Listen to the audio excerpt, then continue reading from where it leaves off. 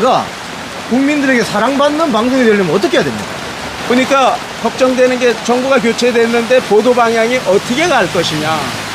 이게 어차피 민간 언론사는 정파성의 한계를 띌 수밖에 없는데 KBS가 유일하게 새 정부가 들어섰으면 새 정부가 국민 다수의 민의에 의해서 정부가 들어섰으니 새 정부가 해야 하는 일들을 정확하게 보도해주면 좋은데 새 정부의 무슨 정책이 나오든지 간에 늘 삐딱하게 보도만 하고 내가 볼 때는 이번 정부만큼 불쌍한 정부가 없어요.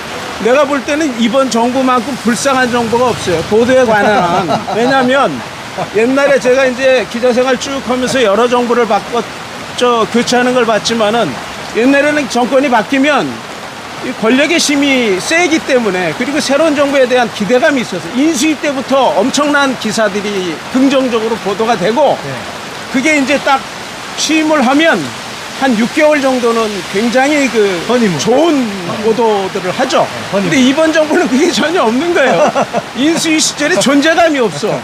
좋은 기사가 없어. 아무리 국정 철학이 좋고 거기에 입각한 구체적인 정책들이 많이 나와도 인수위 시절에 전혀 보도가 없었고 지금 취임하고 나서도 적어도 최소한의 공영방송이라고 하는 KBS에 기대하는 그런 좋은 보도도 없고 속속 나오는 족족 뭔가 이게 못마땅한 듯이 소위 까고 조지는 보도만 하니까 정부로서는 굉장히 불쌍한 거죠. 이번에 수능도 마찬가지예요. 15일 날 대통령이 그 수능 언급을 했잖아요. 수능 너무 어렵게 내서 사교육 시장에 부작용이 가열되는 이런 일이 없다라는 게 이제 그 기본 취지고 그 뉴스가 그게 사실 이재명 지금 민주당 후보의 대선 공약이었어요. 이재명 후보의 대선 공약이었다고 해요. 그래서 이게 초기에 대통령이 왜 수능 석 달 남겨놓고 왜 이렇게 혼란을 조장하는 발언을 했냐 그래고 마구 때리다가 야당도 좀 수그러들었잖아요.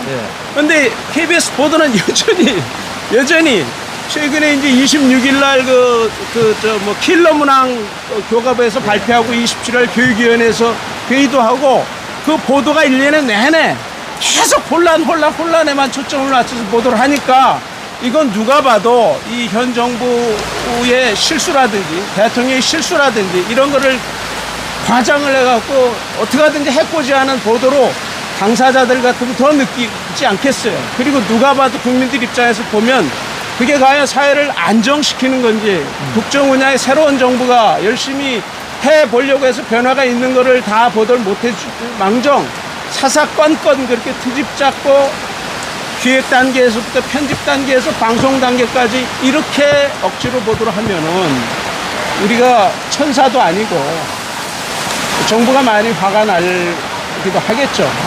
제가 또 시간이 허락하면은 또 다음에 한번 또 초대를 하도록 그렇게 해보겠습니다.